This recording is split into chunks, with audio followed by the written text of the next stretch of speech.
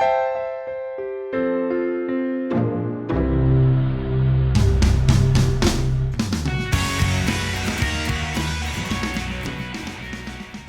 good morning. How are we doing today? I've been out of practice in doing this for a couple of weeks, and I forgot the sound check before the service, so my apologies for that.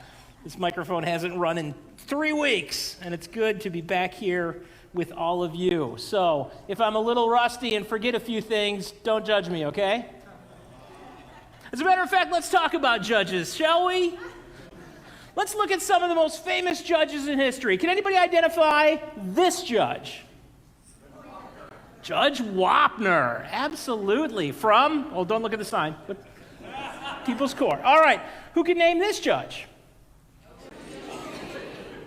Very good. All right, here's one that actually got probably as much television time as both of them. Who remembers this one? Judge Ito. From O.J. Simpson trial, exactly. Does anybody remember this one? Anybody remember his name? This is Judge Chamberlain from My Cousin Vinny. And then I heard it earlier, this guy right here, Judge Harry Stone from Night Court. These are all pretty famous judges. Some of you knew most of them. Some of you knew all of them. These judges have either some of the longest television careers or oversaw some of the biggest cases in history that gathered our attention. But throughout history, one of the most judgiest judges people ever could think of was Simon Cowell. Right? He was like the bad guy when he was on American Idol. He was the one, the judge that would be the most critical of everybody. It used to be during the Olympics, the East German judge was the judgiest judge of all of them. You'd get high scores for everything except that guy, who wouldn't give really big scores.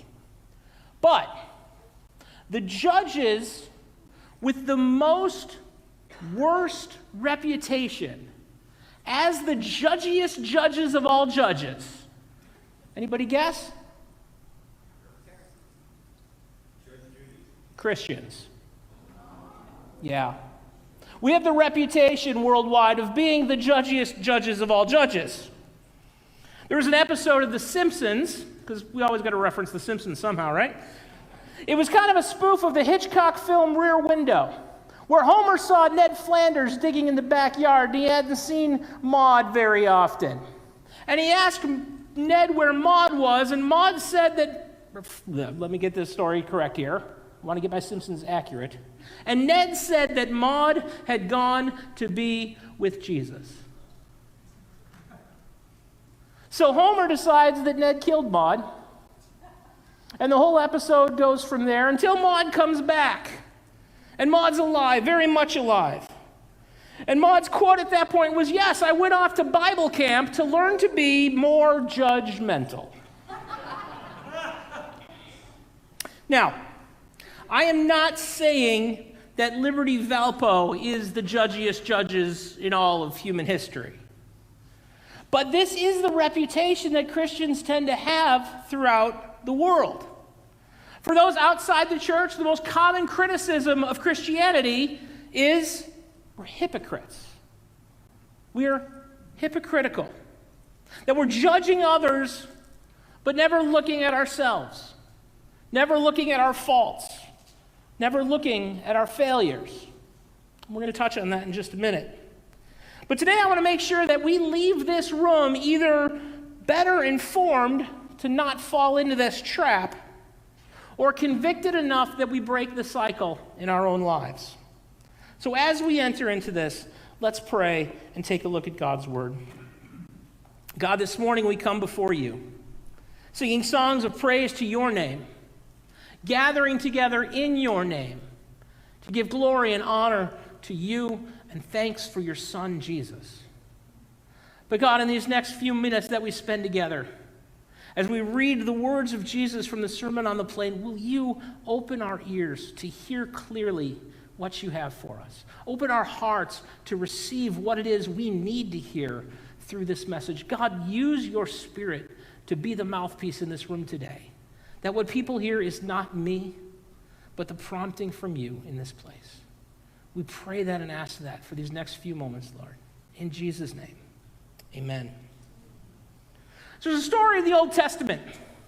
King David is hanging out, doing whatever King David does, and a prophet comes to him, Nathan. And he tells David a story. He tells David a story about a family that had a lamb, and they just loved that lamb. That was like their most specialist lamb, and they treated it like a part of the family. They brought it inside. It was almost a family pet, very loved. And they lived next door to a rich guy. I'm paraphrasing.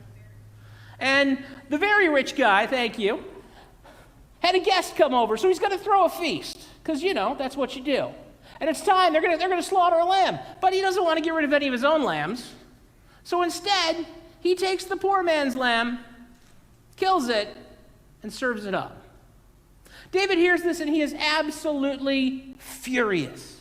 He is incensed by this. He's like, we're going to find that guy, and we're going to deal with him, and we're going to go after him. And Nathan says, you're that guy.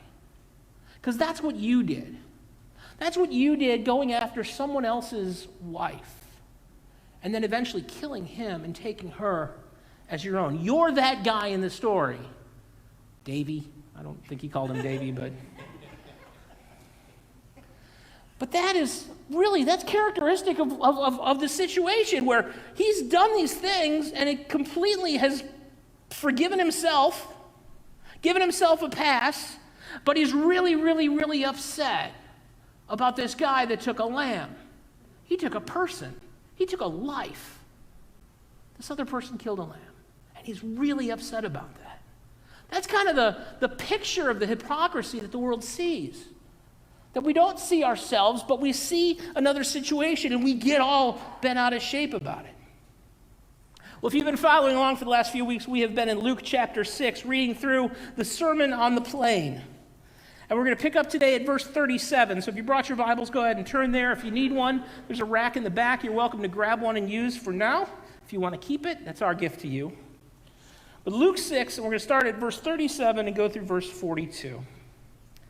It says this: Judge not, and you will not be judged. Condemn not, and you will not be condemned.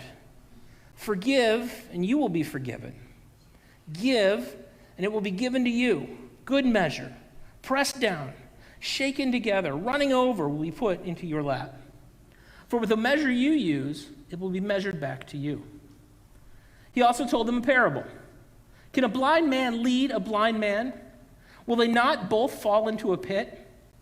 A disciple is not above his teacher, but everyone, when he is fully trained, will be like his teacher. Why do you see the speck that is in your brother's eye, but do not notice the log that is in your own eye? How can you say to your brother, Brother, let me take out the speck that is in your eye, when you yourself do not see the log that is in your own eye? You hypocrite. First take the log out of your own eye, and then you will see clearly to take out the speck that is in your brother's eye. If we had to boil that whole passage down to 2 words, what do you think they'd be? Judge not. Or, to translate it, don't judge. I wrote that myself. As a matter of fact, that's kind of important.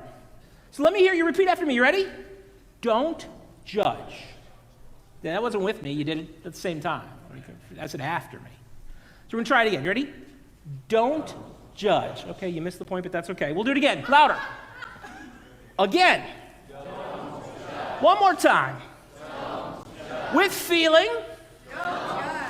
This half of the room, you say don't. That half say judge. You got it? Look at the person next to you and say, don't judge. Do it again, because you really liked it. Now, the Apostle Paul backs that up. We've got him in 1 Corinthians saying this. The Spirit saying this. The spiritual person judges. Oh, wait a minute. Don't judge. Judge all things. Don't all. Something's not right there. That's a misprint. See, all too often when people read Luke's passage, they stop at verse 36 and they live it out and they insist everyone else live it out. Don't judge. But other people, Maud Flanders, maybe one or two people in this room, live out 1 Corinthians 2. Judge all things, everywhere, every time, all the time. But there's some nuance that gets lost in this. There's a difference in what we're talking about here. The word for judge in Paul's letter is more like to scrutinize, to take a close look, to examine everything, to closely evaluate it. The rest of Paul's letter goes on to explain that we're to lean on the Holy Spirit to know what is good in the eyes of God. The word for judge that Jesus used here is probably best translated as don't condemn. Don't pass judgment on your brother or sister as if you were God. It's probably one of the most misused or misunderstood passages in Scripture. And you hear don't judge from some of the most unlikely sources defending or avoiding their lifestyle. Jesus isn't saying suspend your beliefs. He's not saying, hey, anything goes, don't judge. He's already used terms in the sermon like sinful, sin, ungrateful, evil. He's already pointed out that the fruit of someone's life is evident like the fruit of a tree. Judge not goes hand in hand with condemn not. Don't write someone off based on your own opinion. Don't write off all the things about them that you don't know. And don't begin to fill in the story on your own. There's an old saying that came to mind this week. It says, be kind. Everyone you meet is fighting a battle you know nothing about. I thought, you know what, I'm going to take a minute and figure out who said that first. And the internet told me it was Plato. The internet told me it was Socrates. The internet told me it was Robin Williams. But no matter who said it first, there is a little bit of truth in there. You don't know someone's story, ever. You don't know. There's a book a while back that was very popular called The 7 Basic Habits of Highly Effective People. I think I used this story once before. There's a man on the subway train, and he's riding in New York City, and his kids are just out of control, annoying everyone that's on the train with him, and he's doing nothing about it. He is just sitting there oblivious to these holy terrors known as his children. He's got his head down, he's not paying attention. You could all picture this guy because you've probably all been with him somewhere. And finally, someone's like, hey, buddy, get your kids under control. And he looks up and he says, oh, I'm sorry. Their mother just passed away. We just left the hospital. I don't know what I'm going to do. Now, all of you in a minute there, you were kind of upset with this guy, right? You pictured him, you saw his kids, you were on the train with him for a second, and now, oh wait, there's more to this. There's something I didn't know. In Covey's book, it's called a paradigm shift. It's a new perspective because you've got different information. When Samuel was anointing David king, after he dismissed all of his brothers, the word he received was, man looks on the outward appearance, but God looks where? The heart. Jesus' command is to not pass your judgment, your condemnation on someone else. Instead, he says in verse 37, judge not, and you will not be judged. Condemn not, and you will not be condemned. Forgive, and you will be what? Forgiven.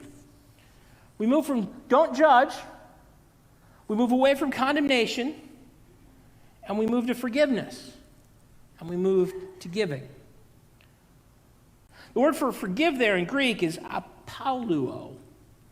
Not impressed with my Greek? I have no idea if I said that right. So let me just translate that back into English. Really, it means to release. Like someone being released from prison. Not to excuse someone, not to condone something that was wrong, not to condone something that was hurtful or bad, not to accept it as okay. Forgiveness is saying that thing was wrong, and that thing was hurtful, or that thing was bad, but I'm not going to hold on to it. Instead, I'm going to release you from it, to release it, to forgive. To be unforgiving is a choice. It takes a conscious effort to take whatever it is that wronged us and to write it down into the script of our brain and to go back and pull it back out whenever we see that person or whenever we replay that in our mind or whenever something kind of triggers us back. We have to make an effort to hold on to unforgiveness. We're choosing to exact our mental punishment on someone else. We're choosing to be the judge and the juror and the jailer in that situation. But forgiveness, just as much, is an act of the will. Forgiveness is an act of the will. It's driven by God. It's enabled by the Spirit. And when we hold on to unforgiveness, we're punishing ourselves because we're having to make that effort to hold on to it. We revisit the pain over and over. We make the effort to hold on to our grudge. But instead, we're told, instead of judging and condemning, we're told instead to forgive. To forgive. And we can forgive because we've been forgiven. If we stop and think back through our lives and the things that we've done, the things that we've said, the ways that we've hurt someone intentionally or not intentionally, we realize we need forgiveness. When we think back to the law and we think back to the way we've lived, and we think back to the ways we've most likely offended God, some of us this morning on the way here, we need to be forgiven. We are forgiven because Jesus went to the cross and forgave us. Now, I'm not sure your situation today. I'm not sure exactly where you're at, but I'll bet if you stop and think about it, y'all can come up with somebody's name right now that you haven't forgiven for something. You could probably think of someone recently or in your past that you haven't forgiven, that you've been holding on to something. A person you've chosen not to forgive. A person you've decided to think less of because of that situation. I want you to hear, Jesus isn't calling you to say it didn't matter. Jesus isn't calling you to say it's okay. He is calling you today to realize that what happened did matter, but that you're choosing to forgive it anyway. Today, even if you have to disengage from the rest of this message and spend some time in prayer, today, let's make a conscious decision to forgive that name that came to mind, to release it. Then Jesus goes one step further. He says, give. Give, and it will be given to you. Good measure. Pressed down, shaken together, running over, will be poured into your lap. For with the measure you use, it will be measured back to you. We're going to take an offering now. No, it's a total joke. That verse has been used I don't know how many times as a setup for an offering. Give, and you're going to get back. You're going to get back so much that it's all going to be crammed together and dumped right on you. Again, that's been pulled out of context almost as much as judge not. Jesus isn't talking about offering here. You can make the Bible say a lot of things that it doesn't actually say when you pull certain parts out of context. Anyone here a runner? No? Oh, God bless you. You are my people. Okay, I see some runners. I see cross-country runners. accomplished ones. Anybody ever run a marathon? So how did more hands go up for that than more runners? Anybody ever run a half marathon? Anybody ever run a 5K? The popcorn panic? Yeah? Yeah? Proverbs 28, verse 1. The wicked run when no one is chasing them.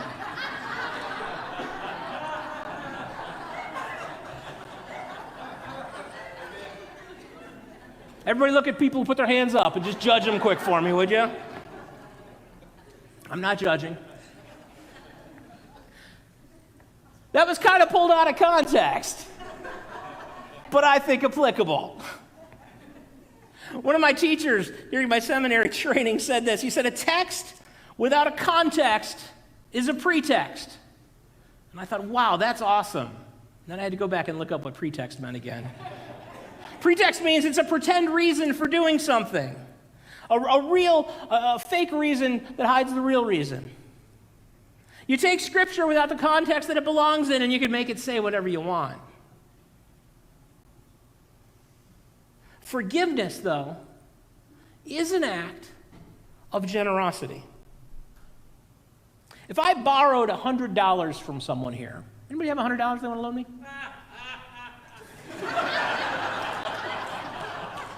Okay, it wasn't Brent. If I borrowed $100 from you and then I paid you back $100, am I being generous? Not really. If you bought something that was worth $100 and you paid $100, is the one who sold it to you being generous? No. That's being fair. That's a transaction that evens itself out. But what if you pay me $100 and I give you something that's worth $1,000 or $10,000? That's being generous. Jesus paid a price for our sin, a generous price for our sin. He gave his life for you when he didn't owe that to anyone. The forgiveness you've received through Christ is extremely generous because you didn't deserve it. You couldn't have earned it. Jesus is saying, live generously. Forgive generously. And when you do, you will be forgiven generously. When you live more like Jesus, you can expect to be on the receiving end of that kind of generosity. Jesus is teaching this sermon in order for his followers to live the best life possible. When he says things like, take my yoke on you, it's light and it's easy, it's followed up with, learn from me. Take my teaching to heart. Make it a part of who you are. Put it into practice. We're going to talk about that in just a couple of weeks. But he's saying, learn from him.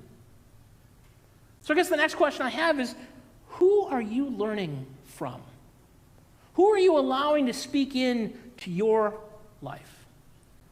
I ran across a study a while back that says a huge percentage of people get their news from online sources, web pages from news or cable channels, some independent stations. Something like 65% of people get their news exclusively online.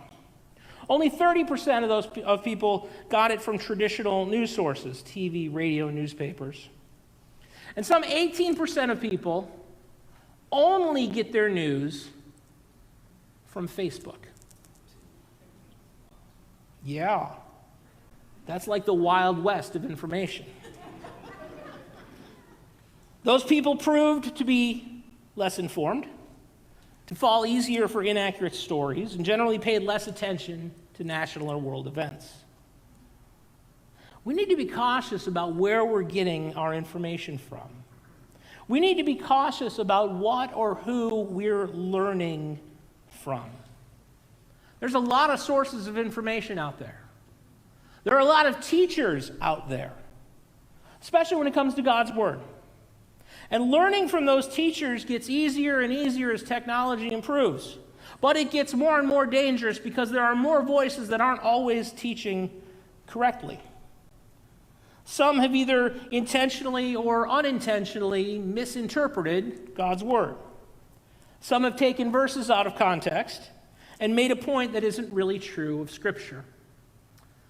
In the past couple of weeks, one very well-known guy from the South, from a very well-known church who has a couple of books on my bookshelf, gave an assertion that maintaining God's mandate for sexual purity was just unsustainable for some, and therefore it must not apply.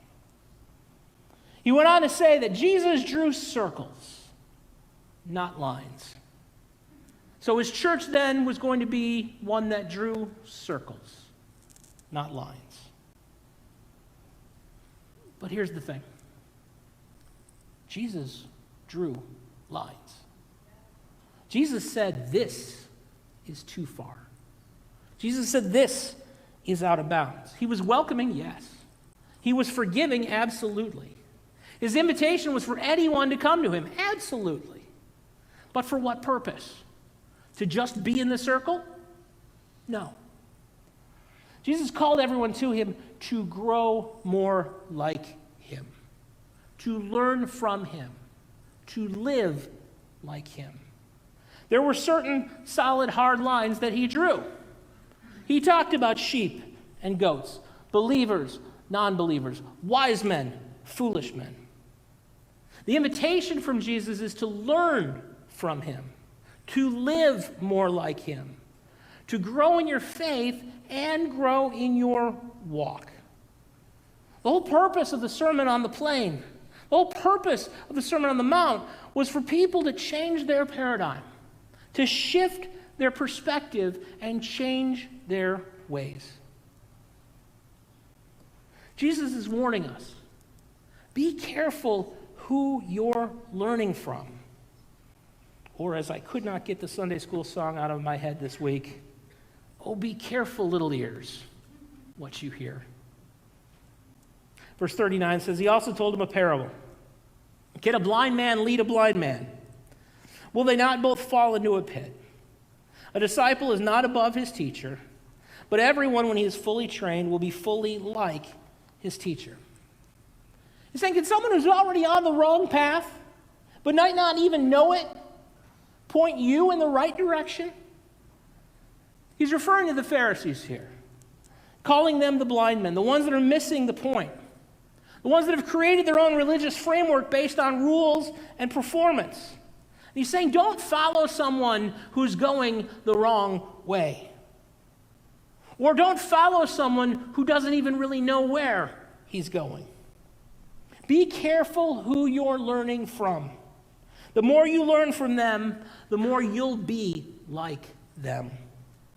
If you're going to learn from someone, learn from Jesus. Then verse 41 shifts gears right back into judging, because this all flows together. It says, why do you see the speck that is in your brother's eye, but do not notice the log that is in your own eye? How can you say to your brother, brother, let me take out the speck that's in your eye, when you yourself do not see the log that is in your own eye? You hypocrite. First take the log out of your own eye, and then you will see clearly to take out the speck that is in your brother's eye. The words used for speck and log there are pretty descriptive. Speck implies a small, dried twig, like the kind that blows off the top of your car when you start driving, or the one you brush off a seat in your backyard. The log, however, is a little more dramatic. This isn't a campfire log.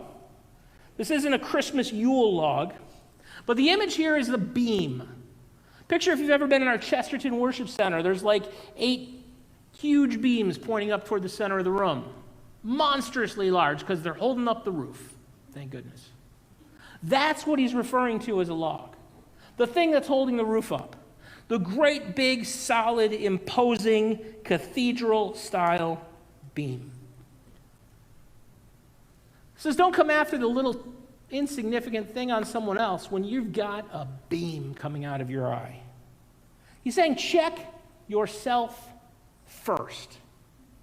Check yourself first. Here's where the world gets the hypocrite impression. And even Jesus calls it out. He says, check yourself. You've got your own issues. Work on those before calling out someone else's. And even here I want us to notice something. He's not saying don't you dare ever point out someone's speck because you've got a log. It's not live and let live because we've all got work to do. What he's saying is check yourself first. Work on yourself first. Then help your brother with the speck. He says, then you will see clearly to take out the speck. Not call out the speck, not judge the speck, not declare someone's speck online, but to help them deal with theirs. Help someone, but check yourself first. This message, I think, is especially relevant to all of us. Jesus is teaching us today just as much as he was teaching those gathered on the plain. Because this isn't something that we can just look at and think, oh, not applying to me. That's for somebody else. Because if you're doing that, I'd like to have a talk with you after the service. I'd never be like that. I'd never judge. Ha. But the truth is, if we all think long and hard of it, or think short and quick, there's someone we can identify that we're holding on to a grudge from. Someone that we've judged pretty harshly. There have been moments for all of us when we have looked at someone and cast a judgment, intentionally or unintentionally. And we need to be repentful of that. We need to have a clear, accurate picture of ourselves and our condition. Check ourselves first. See the log. Realizing our own situation, realizing our own sin can help us realize the mercy that we need, the forgiveness that we need.